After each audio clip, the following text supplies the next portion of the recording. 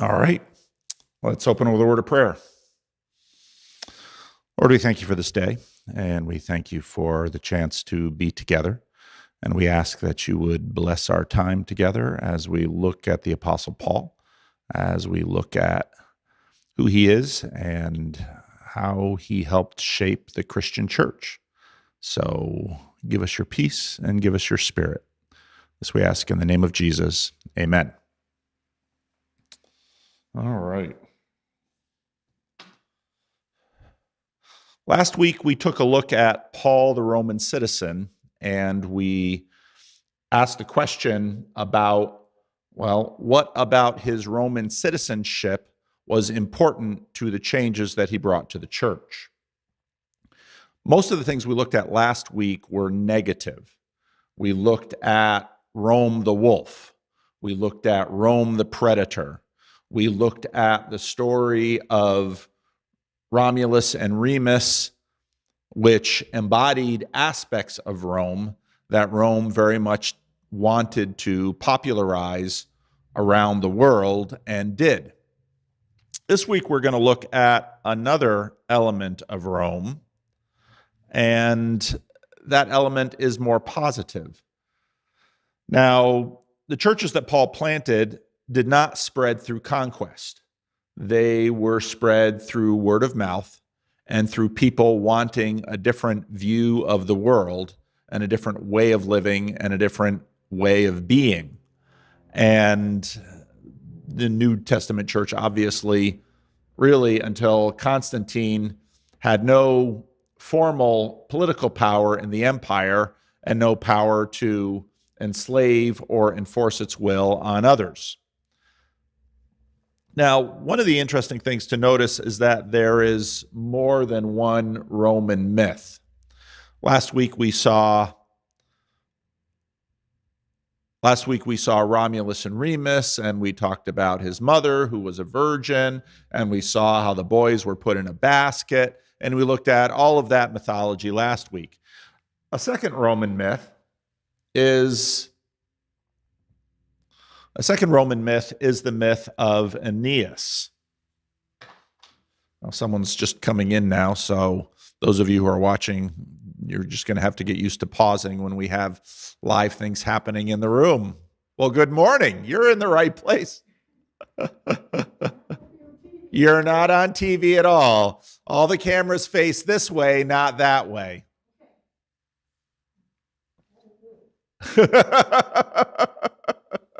No, I knew when I set this up that folks were very clear. They didn't want to be on TV, so all the cameras on me.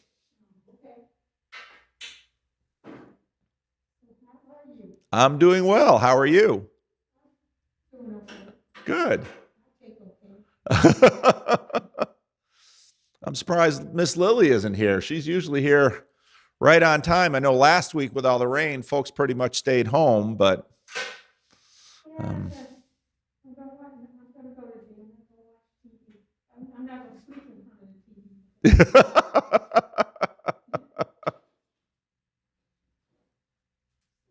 So, a lady told me something the other day, and I told her you knew everything. Oh, uh-oh.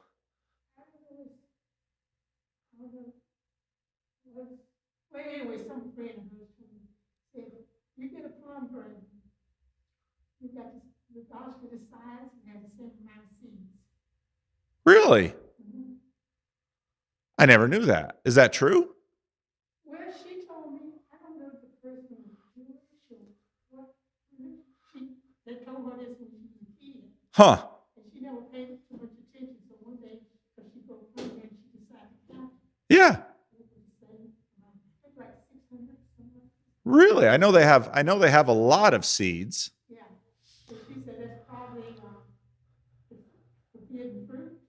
She was just guessing. Yeah. That is actually a lot of people think it was a pomegranate more than an apple or anything like that.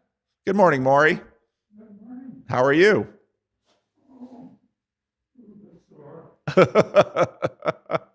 The sheets are right there and the Bibles are right there.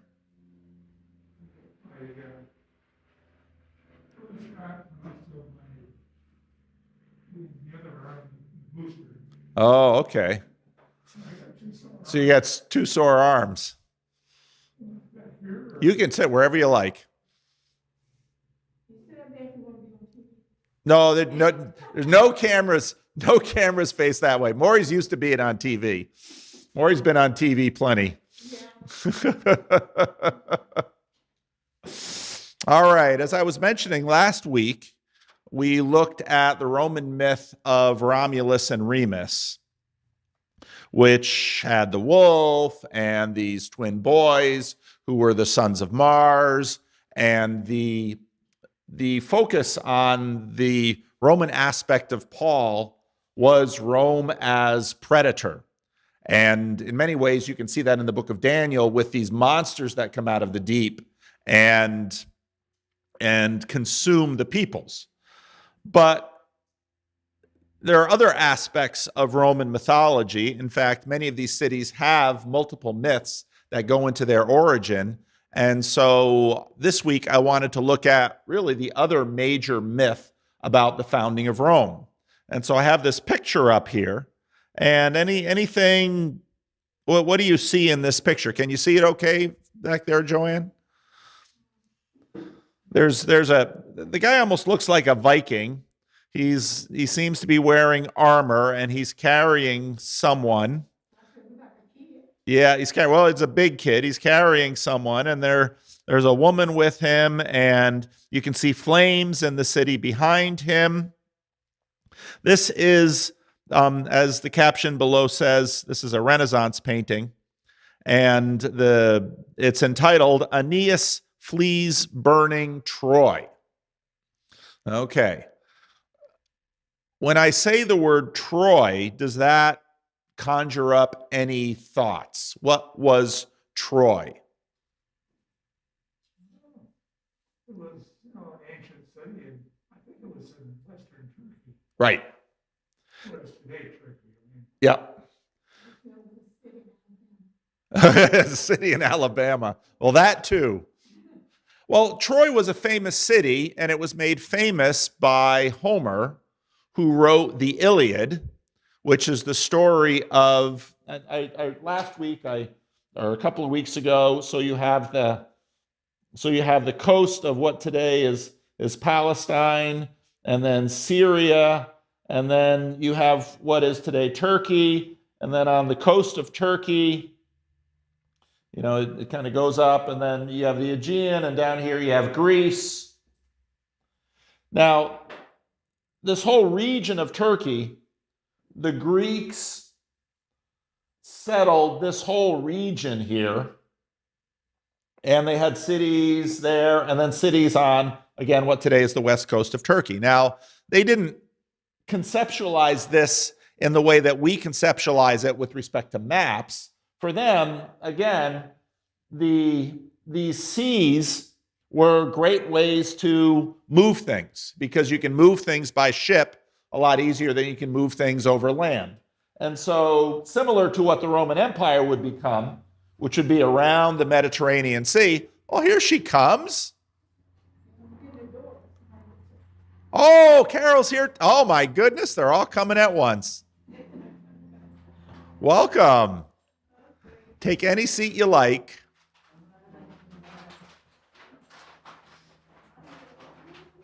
How are you feeling, Carol? Not good, huh? Well, thank you for making it. The dog would need her breakfast. I could go back to bed. Oh, okay.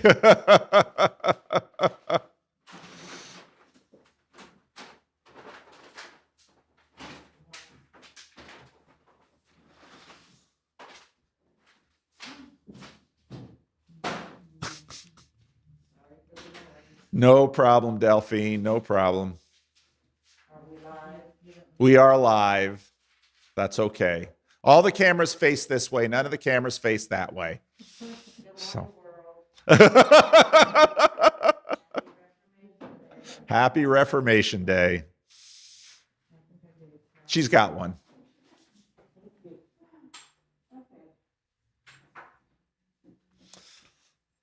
All right. So I'll summarize a little bit of where we started. Last week, we talked about Paul as Roman. And because a lot of the emphasis when we look at Paul of Tarsus is that he was a Jew, but he was also a Roman citizen, and that comes into play often in the story. Last week, we looked at the myth of the founding of Rome. We talked a lot last week about how myths try to encapture something of the character of the city. They, on one hand, reflect the city, but also inform the city as to who it is, as to its identity. And we looked at the myth of Romulus and Remus, who was the product of a rape between a virgin, a priestly virgin, and the god Mars, and how the boys were put in a basket and the boys were suckled by a wolf and then raised by a farmer, and we talked all about that myth last week. But there's another myth of Aeneas, and this picture here is a Renaissance painting of Aeneas fleeing burning Troy. I was just talking about, did any of you, when you were going to school, read the Iliad or the Odyssey? Okay. So Troy was a city in what today would be Turkey. And for many years, actually, people thought Troy was just simply a mythological city. And then actually they discovered the ruins of Troy. And then pretty much everyone agrees that the story of the Iliad and the Odyssey are all based on the historic destruction of Troy. And if you look at the Iliad, you know that, well, anybody remember why they attacked Troy? So the prince of Troy, Paris, notice how this language continues into Europe. Paris kidnapped Helen. Helen was the wife of Menelaus, who was the king, I believe, of Sparta. And so Menelaus was furious that his wife, well, was she kidnapped or did she escape because she'd rather be with beautiful young Paris than old grouchy King Agamemnon or King Menelaus. And then Agamemnon, Menelaus' brother, said, we're going to march to Troy and we're going to teach them a lesson. Now, what I've told you is a very secularized vision of it. If you read the Iliad, you understand that there's gods on all sides of this that all have their backing.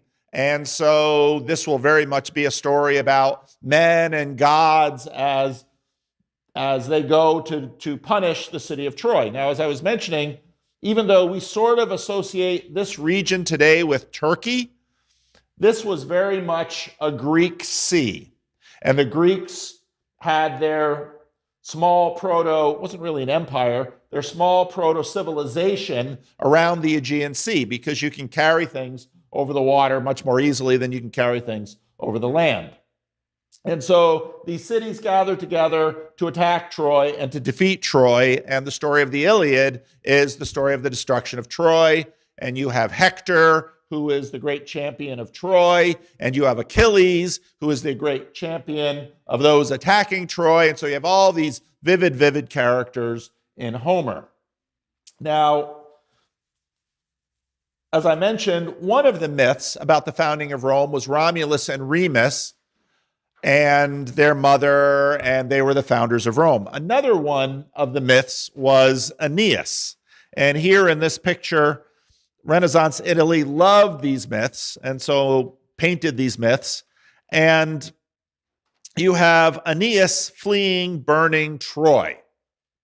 Now, here's a question. So this is focusing on the Aegean Sea. Now, if we focus, you've got Greece, you've got Italy, you've got Spain and North Africa.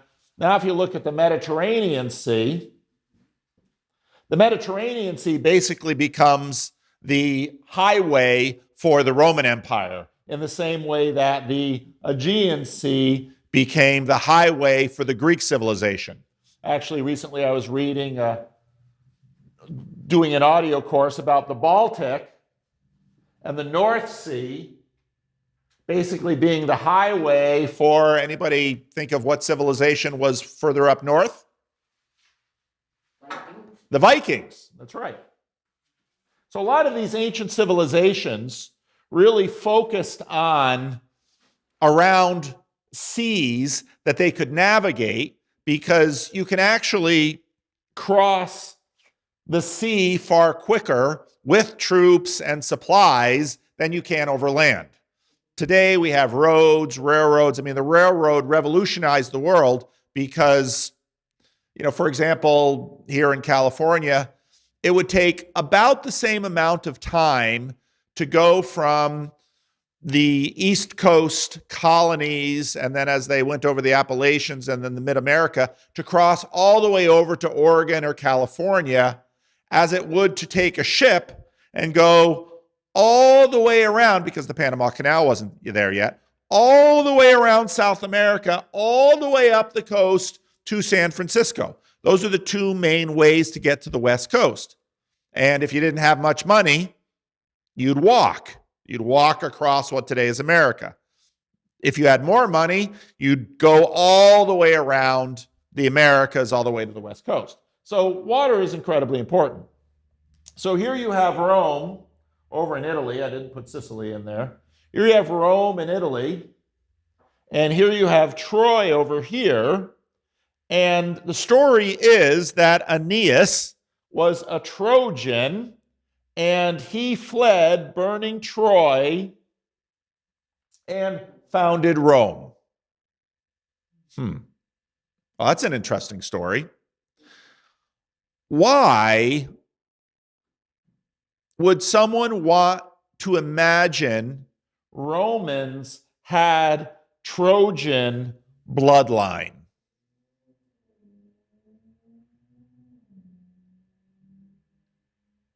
Well, let's see. Maybe let's read the story a little bit about this myth. So that's what I have here on the papers for you. It goes without saying that the story of Aeneas is as much a myth as the story of Romulus. But Roman scholars puzzled over the relationship of these two foundation legends and expended enormous amounts of energy trying to bring them into historical alignment. Okay. Now, we have myth. Well, let's ask this question. What do we mean by this word myth? We talked about this a little bit last week. Okay, not necessarily true. Now, we as moderns say that, and when we say it's not necessarily true, what do we mean?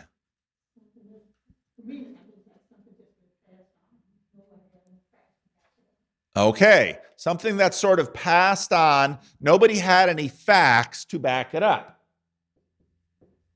What do we mean by a fact? Scientific. That's right. Scientific. Now, I mentioned before that for years, people believed that Troy and the Trojan War was just a myth. What did they mean by that?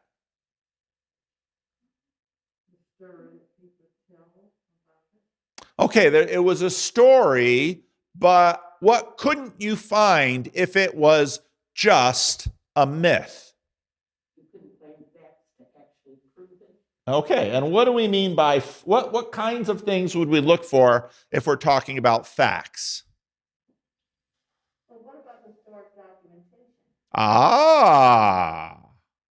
Well, and as I mentioned, I believe it's in the 19th, early 20th century, they found Troy that radically reframed what we knew about Homer.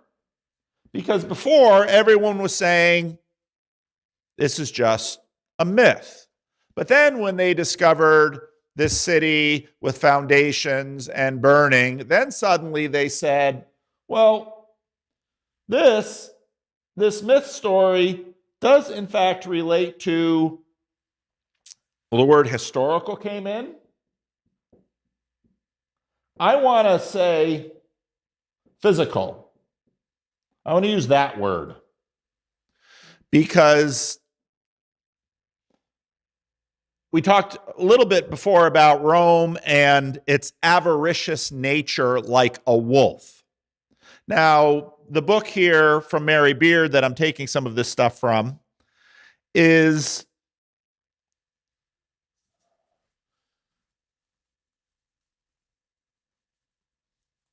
so we have a story of Romulus and Remus and the wolf.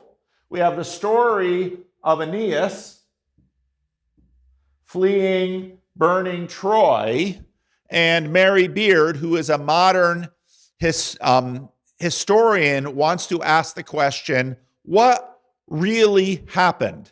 And when she says that, what really happened, what is she thinking? That there's more to the story than is being told. Okay, there's more, but she's very focused on the physical layer. Okay? And the physical layer is very important. This is a very modern approach because if you were, let's say you were deaf and didn't know the language and you visited Rome.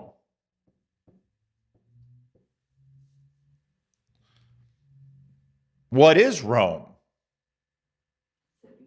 Okay.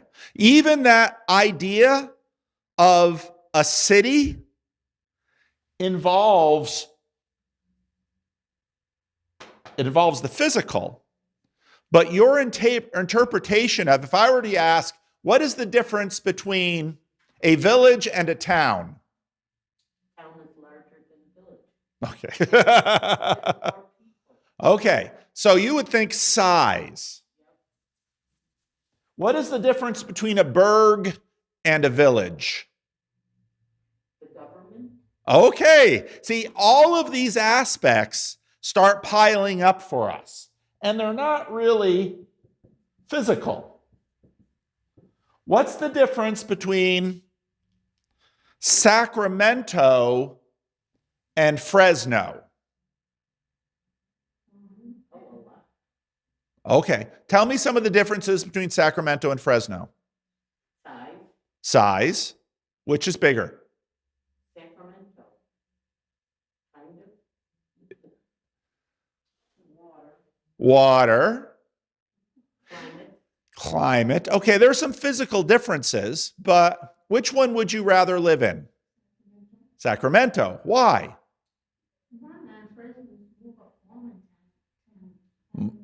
More of a farming town. Both Sacramento and Fresno are valley ag towns, we might say. They're both cities. But you'd be surprised how little, there's a lot we can learn from the physical, but. What they say, location. Okay. Let me see if I can get at what I'm trying to get at another way.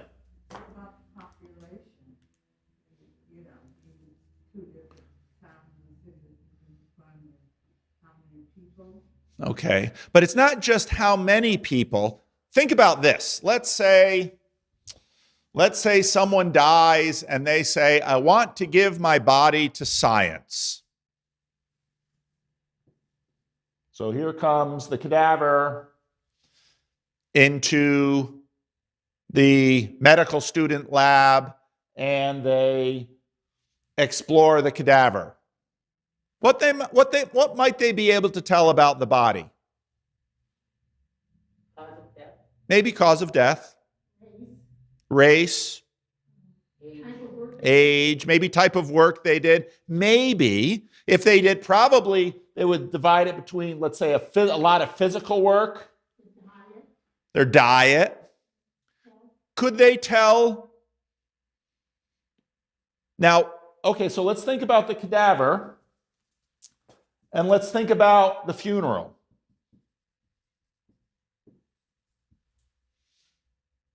Most of what would be focused on at the funeral, would that be apparent to the medical student?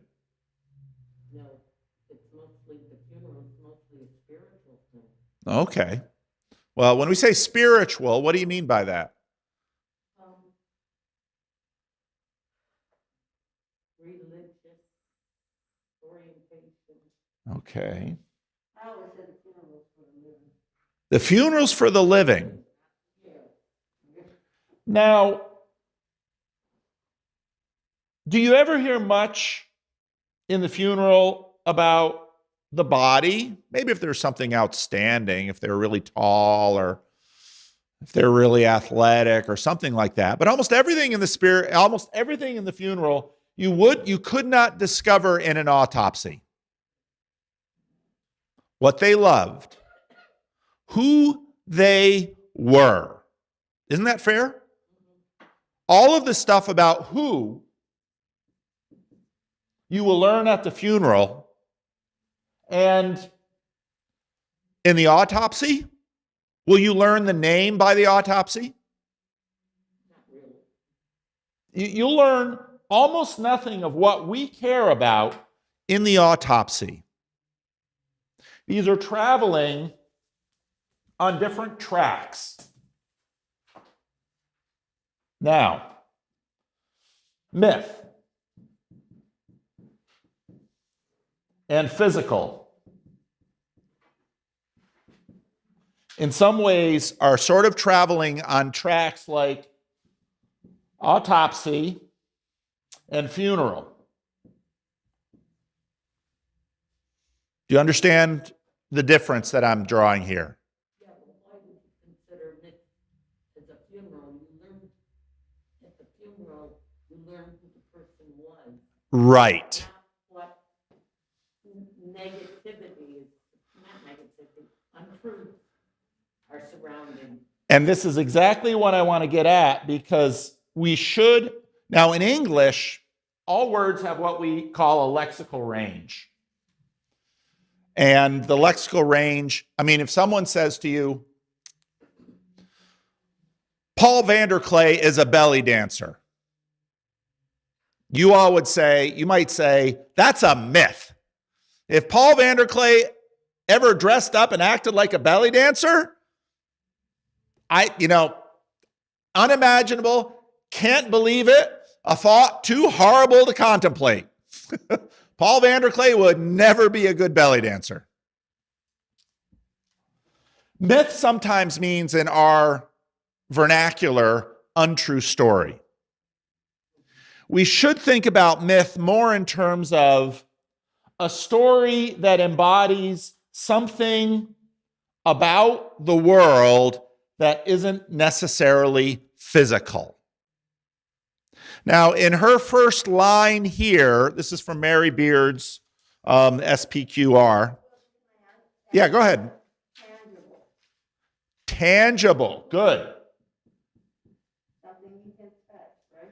But, yes, but tangible is funny because it's something you can touch. Tangible is right on the borderline here. It's physical, but when you touch something, you cross this barrier and bring it into, let's say, the world of mind versus the world of matter. Okay? So when Mary Beard writes something like, it goes without saying that the story of Aeneas is as much a myth as the story of Romulus. She is basically using myth in the way Carol is using the word. What Mary Beard is saying is she does not believe there were twin boys born of a virgin who was raped by the god Mars, who founded the city of Rome and were suckled by a wolf. Mary Beard says, on the physical level, that didn't happen. She's also saying the idea that there was a guy named Aeneas who fled Troy and founded Rome on the physical level. That never happened. Okay. But we used to think that Troy never existed too. And then we discovered it did. So we'd probably be better off saying, we don't really know whether Aeneas or Romulus or Remus were, and I'm going to use the word, historical characters, because that's how we're using this word in modernity. We might better say they weren't physical human beings, the kind that would be autopsied. All right? But I want to be careful about this word myth, because basically what these stories are, last week, Maury was here last week, but the rest of you weren't. We talked about the fact that you could learn something about the city of Rome from the story of Romulus and Remus suckled by a wolf. Because if you would ask the people who lived, what is Rome? Rome is a predator. Rome is a wolf. Rome is a wolf pack. Rome devours.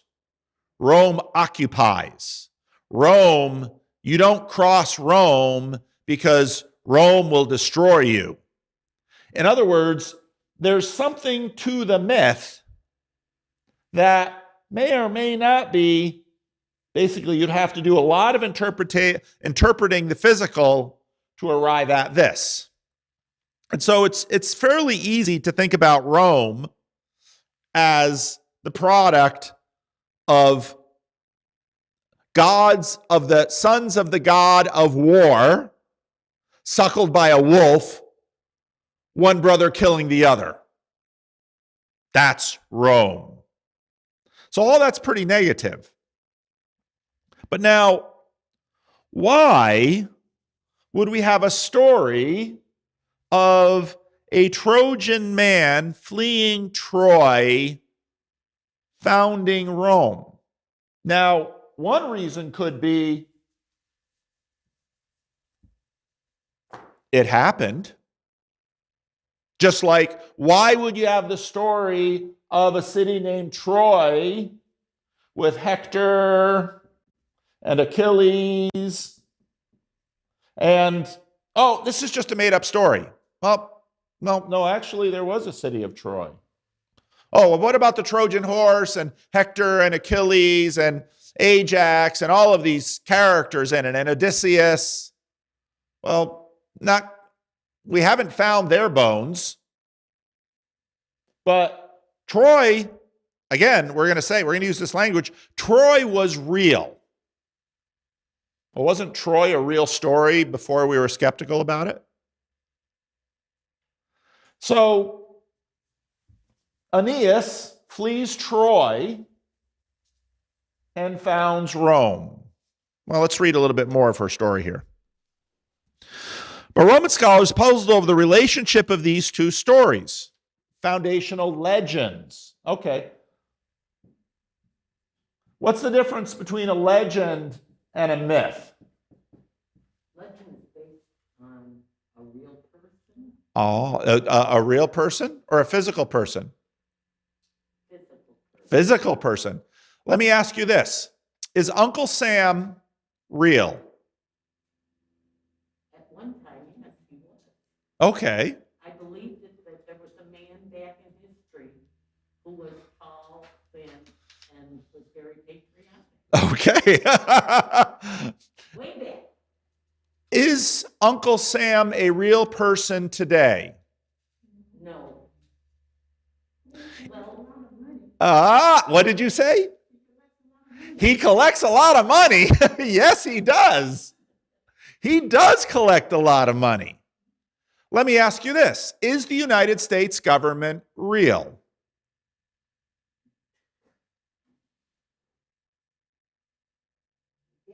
Yes, it's real. It collects a lot of money. It has a military. Okay. when I would say, let's do an autopsy on the United States government. Now, but is that the same as delivering my body to science and some medical students learning physiology from my body? You can't find a body of the United States government, but the United States government is real. Rome, it's hard to write this way. Is Rome real? Physically, it's a city. Okay. There's a city that we call Rome, but all of this is because Paul was a Roman citizen. There is something about Rome that Paul brought into the church. Let me ask you another question. Have you ever heard of the Holy Roman Empire? Yes. Okay, what was the Holy Roman Empire? It was It was a middle-age fact, I guess you could say. Since the Pope was in Rome, he's the holy guy. So, I suppose anything they directed had some power behind it. The Holy Roman Empire, sometimes historians quip, was not holy, not Roman, nor an empire. The Holy Roman Empire, in some ways, was replaced by what nation state? Oh, nope. Further north. Germany, Austria. No, not Holy Roman Empire. Depends on the period we're talking about. France. So Charlemagne, emperor of the Holy Roman Empire, was emperor of a lot. Constantinople? Nope, that's further away. So there's a funny thing that happens with the Romans. If I write down Pontifex, what do you immediately think of when I write down Pontifex? The Pope. This word was not original to the Bishop of Rome. If I say Bishop of Rome, you think Pope. Any idea who the Pontifex was before it was the Bishop of Rome?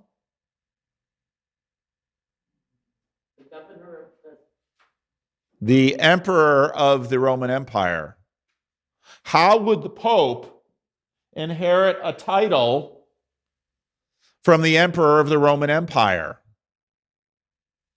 A pagan emperor of the Roman Empire. I know some of you, and we will get to the book of Rome, you know that. Or we will get to the book of Paul's letter to the Romans.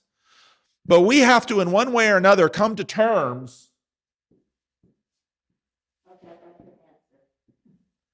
We will have to come to terms with this word in terms of its relationship with Christianity. And I don't mean the Roman Catholic Church. This is far before the Roman Catholic Church. Because Paul, as we read again and again in the book of Acts, and we notice this in Philippi. So if you remember the story of Philippi, Paul goes into Philippi, and what's from the sermon series, when he's traveling around these cities in the Eastern Roman Empire, what's the first thing Paul does when he comes into one of these cities? Goes to the synagogue. He gets to Philippi. Now, Philippi, as I mentioned in the sermon, Philippi likely had a little Greek town. And then there was later a major battle near Philippi, and Philippi became, it's named Philippi. What should that tell us about the town? if it's named Philippi? Phillip of Macedon, right. Who was Phillip of Macedon? Okay.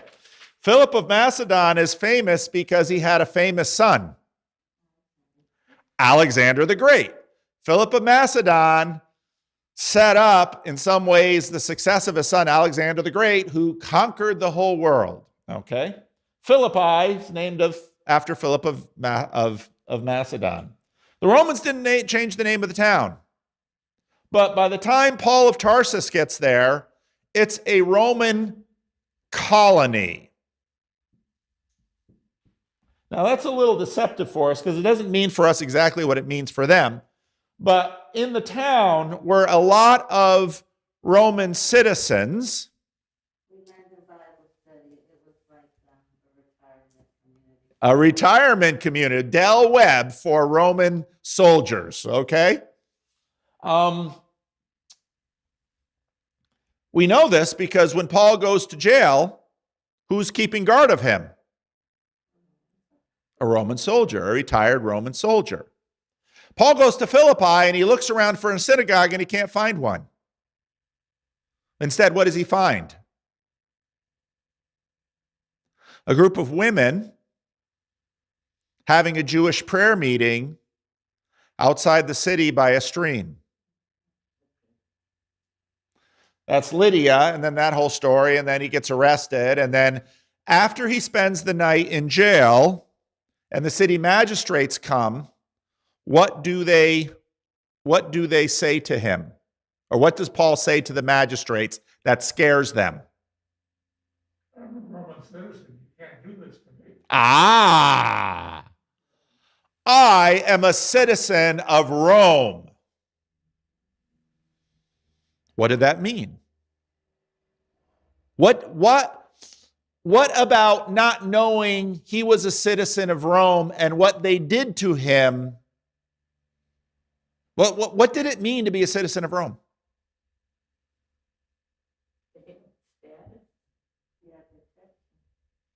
He's a child of the wolf. You don't just take me into custody, beat me, put me in stocks overnight without a what? A trial. Wait a minute. I thought Rome was a bad thing. If you're a Roman citizen, if you're not a Roman citizen, we'll be the wolf. You'll get the wolf. You're raising a hubbub in the city? We're not going to have this. We're going to take you in and we're going to lock you up and we're going to beat you and we're going to torture you because, well, why not? Because you don't have standing. Because you're not one of us. You're a barbarian. We'll treat you how we want. But Paul says, you arrested me, you beat me, you tortured me, and I'm a Roman citizen. And then the city magistrates say, we're terribly sorry. We can't take it back, but we're sorry. We're sorry. Would you please leave quietly and not tell anybody we did this to you? What are they afraid of? Retribution. They're afraid of the wolf. It's kind of baffling, that they would take his word for that. What proof do they have? This is a big question as to, does he have some kind of seal, or how can he establish his citizenship? Because, it would be something that anybody would say, you can't touch me, I'm a Roman citizen. And I'm sure people tried it. So that's a big question. But, so on one hand, we've got negative views of Rome, like the wolf. On the other hand, we have positive views of Rome, like Paul would be entitled to a trial. Now, you get to the end of the story of Peter and Paul. What does the story say how Peter died? Crucified upside down. How did Paul die? He wasn't crucified. Why didn't they crucify Paul?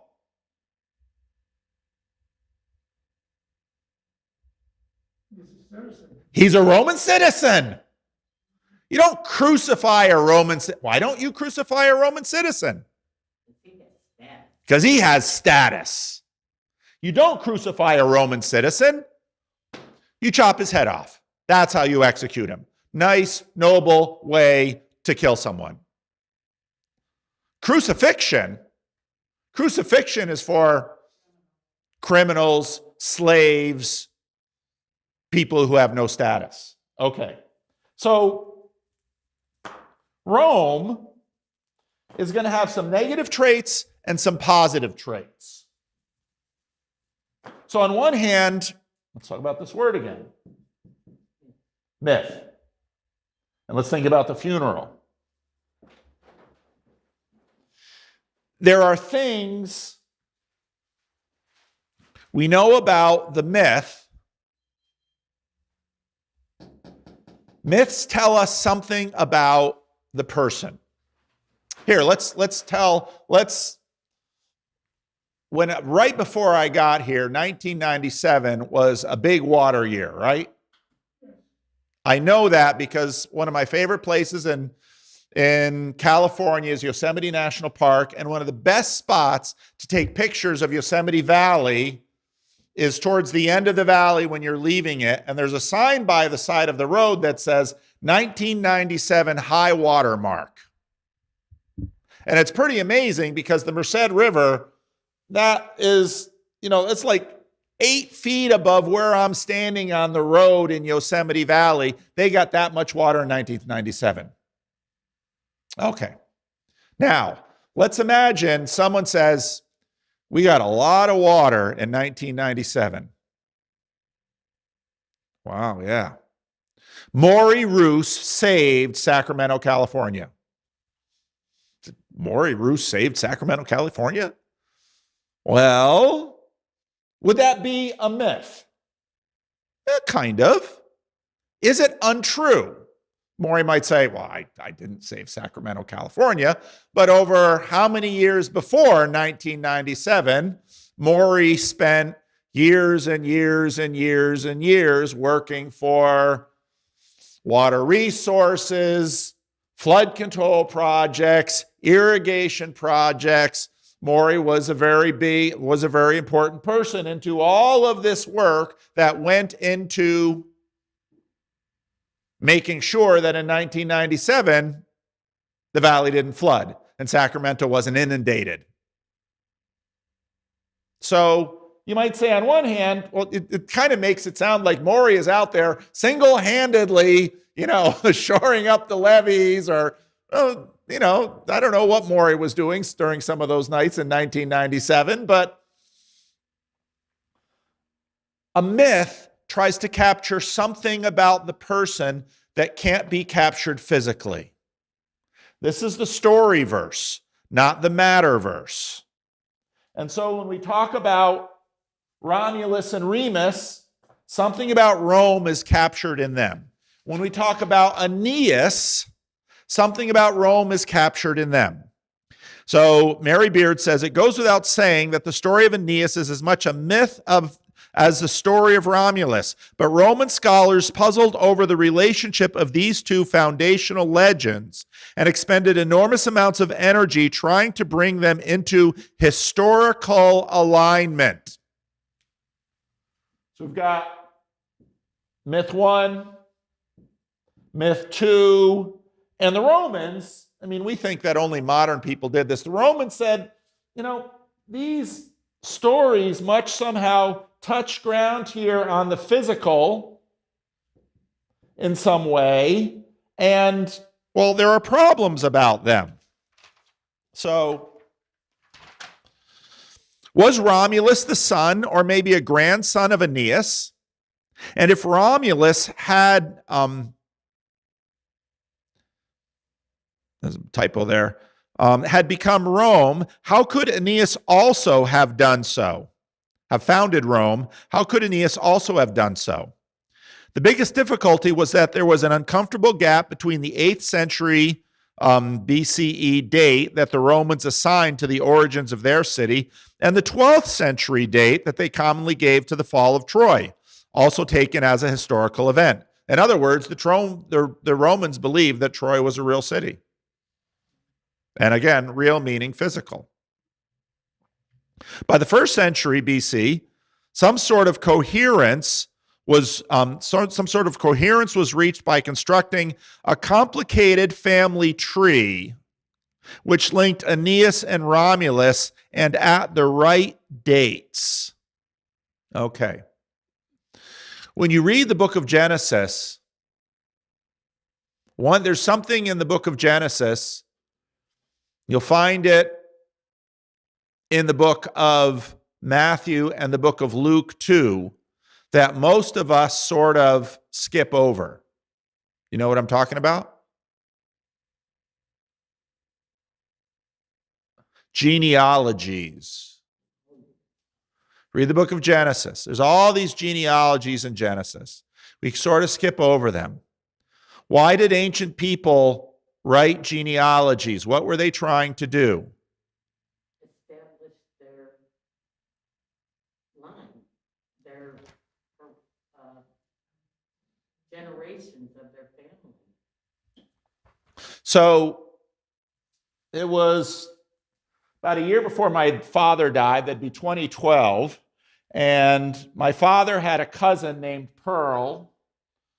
So there's Stan, and he had a cousin named Pearl, and Pearl had a son named Dan. And Dan had a friend who did genealogies. And genealogies are fun to do if you haven't done yours. Why do we like doing genealogies? Find out where we came from. Okay. Who we came from. Okay, who we came from. Now, sometimes when I talk to Delphine will mention who she's the daughter of, and she doesn't just mean Lily, she means Earl. Because Lily certainly has had an impact on Delphine, but so has Earl. And nobody knows that better than Lily and Delphine, because we regularly look at, oh, you get that from your father, you get that from your mother. Well,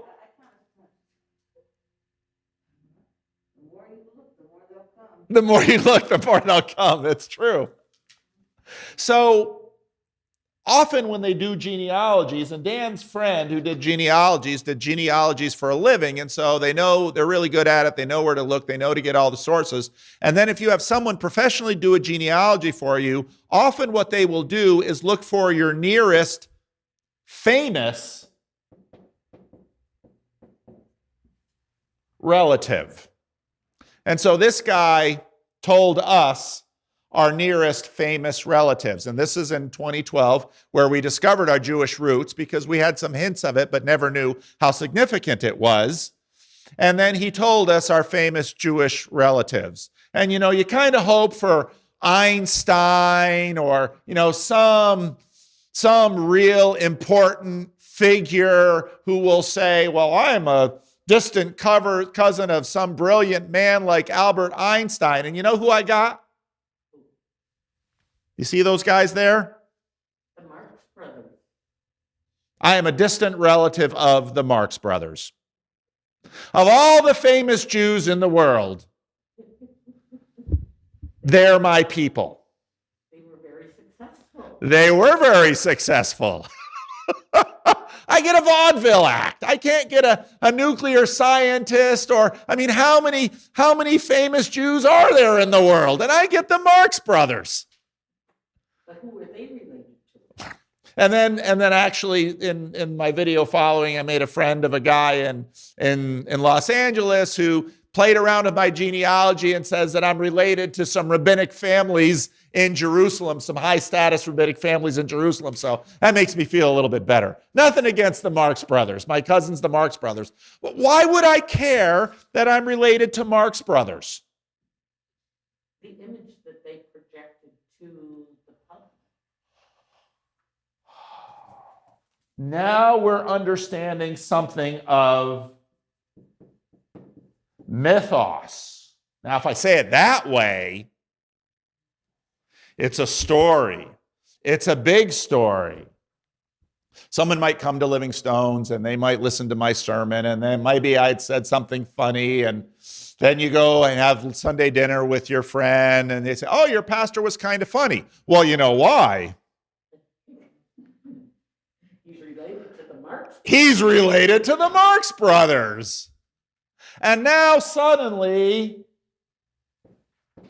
little old Paul Vanderklay in Sacramento, California, pastor of Living Stones Church, he's connected to someone or something famous.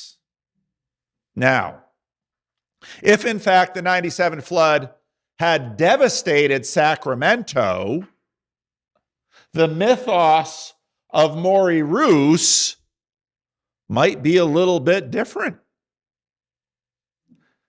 Because if there was the famous flood of 97 that the great Sacramento water projects couldn't handle, well, We have to find somebody to blame for that. yeah, we have to find somebody to blame for that. That's right. But part of the thing about these projects is if the project works, nobody remembers the Great Flood of 97 because the Capitol wasn't inundated. So, in other words, often if you do your job well, you're not remembered. But now this gets to the question of these two myths of why would Rome want to connect itself to Troy? Well, let me ask you this. Think about the Washington Monument. What is the Washington Monument? A very tall building. A very tall building. But it's got a particular shape. It's not a very tall building like the Empire State Building or the Sears Tower or the World Trade Centers. What's in the Washington Monument? Stairs. Stairs. That's all that's there. It's just stairs. But it's a particular shape. How would we describe the shape of the Washington Monument? What's that? Well, phallus, that would be kind of Freudian. That's true. Pencil, yeah. It's an obelisk. It's an obelisk. Goes up and goes kind of up to a point. And there's little, you can take the stairs up and you can look out the top. Why would they make a monument to George Washington that looks like an obelisk? What sense does that make? He was the first president. The Egyptians used to do that kind of stuff. Ah. So if I had a time machine and I kidnapped someone out of ancient Egypt and I brought them to Washington, D.C., they would look at that and say, oh, that kind of makes me feel at home. Because the Egyptians put up obelisks. And I've mentioned often that the Lincoln Memorial with all of these pillars and then good old Abe sitting in the chair in there, it's a copy of the Temple of Zeus. Why would we in Washington, D.C., when we want to commemorate the mythos of the nation, take cues from Egypt and Greece, and, well, the Capitol building in Washington, D.C. has a very famous dome on it. That's Roman. Why are we building buildings that look like ancient empires? What are we saying to the world? That we are as great, if not greater, than those.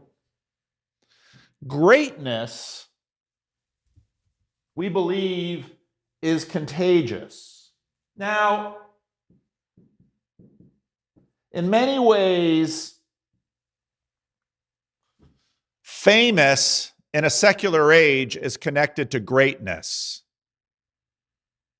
So if one of us was a relative of Barack Obama or Donald Trump or Elvis Presley, or we would all know if one of us was related to one of them because we'd talk about it. And what that would give you is just a little bit of status. You know, we're all just kind of regular here, but Maury Roos is Elvis Presley's third cousin. Now, I'm pretty sure he's not, but Maury Roos has no relationship to Elvis Presley. But Maury Roos saved Sacramento in 1997, and I know Maury, so, you know, I got a little status if you're talking in water circles. So Aeneas, why would Romans tell a story about Aeneas? What are Romans trying to do? Bring the culture of Greece to Rome. Right. So on one hand, now we're going to have to, you can keep your sheets for next week. On one hand, what we say about Rome, its mythos, is that Rome is a wolf. Don't mess with Rome. If you hurt Rome, Rome will come back and hurt you 7 times over. Way back in the book of Genesis, there is a character named Lamech.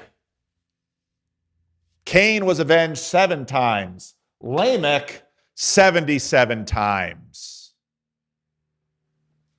So Rome, part of its mythos is power. But part of its other mythos, now wait a minute. Did Troy win or lose the war?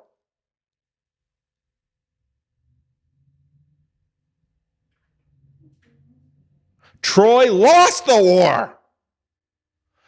Why would wouldn't you want your founder to be the founder of, here's part of the story of Troy. Achilles, the great hero, will, in fact, bring down Troy. But what's the most famous part of Achilles' body? His heel. His heel. Why is his heel famous? Anybody know? Because he was dipped in the water and held by his heel, where he had received the water, he was saved. But that little part of his heel where he was held didn't get any of that water, and that was a very You know more about the Trojan War than you thought you did. Isn't it funny how that story, because this word, Achilles heel, if I say Achilles heel to almost anyone in Sacramento, they will know exactly what I'm talking about. Now, a portion of those people, when I say that word, will also know the little story behind the saying. Because when the goddess dipped Achilles in the water, all the rest of his body was impervious except his heel. And so if you read the Iliad, while Achilles is destroying Troy, someone shoots a poisoned arrow in his heel and he dies. And so the story of Troy is sort of a mixed story. Now, someone, a loser from Troy, is going to flee outside of the Greek area of Greek influence and bring some of that fame, some of that focus of the gods, some of all of that to a little place in what today we would call Italy. And Romans they're the children of wolves, but they're also the sons of a refugee. Now, I don't have time anymore to really go all the way in this, but some of this is going to come into Christianity. So Paul was a Jew, and Jews categorize the world in 2 different people, right? You have Jews and you have Gentiles. Jews are chosen by God. What does that mean about the Gentiles? Chosen. They're outcasts. Now, we saw some of this. If you're a Roman citizen, you just can't take me into custody and beat me and torture me without a trial. If you're a barbarian, because Romans didn't use the word Gentiles, they used the word barbarian. Same functional category. Well, you're nobody. So part of Rome in its mythos are power, wolf-like devouring power. Part of them are refugees. Romans all come from somewhere else.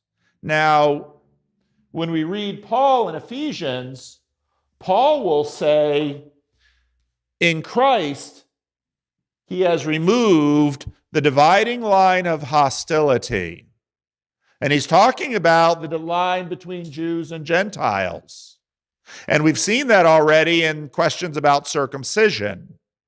And so part of what Paul is going to bring into the church is something of Rome. And it's going to be foundational for the church. So we'll keep talking about that next week. We're out of time. Let's close in prayer.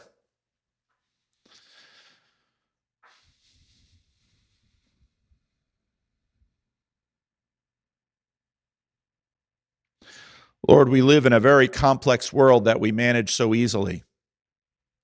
We all know what Achilles' heel means. Maybe some of us remember the story behind the saying Achilles' heel. Maybe some of us know a little bit more of the story of Troy and Menelaus and Paris and Helen and Priam and Agamemnon. But Lord, all of this stuff is built into our culture with obelisks in Washington and temples to Zeus and buildings to Jupiter. Lord, Christianity has come into us in a deep way and shaped who we are and what we believe. And some of this has come from the Jews, and some of this has come from Paul, who is a Roman citizen. So help us, Lord, as we get ready to start to delve into the book of Romans, to understand how you work through history, how you work through our history, and what history is. So hear our prayer in the name of Jesus. Amen. All right, Rick.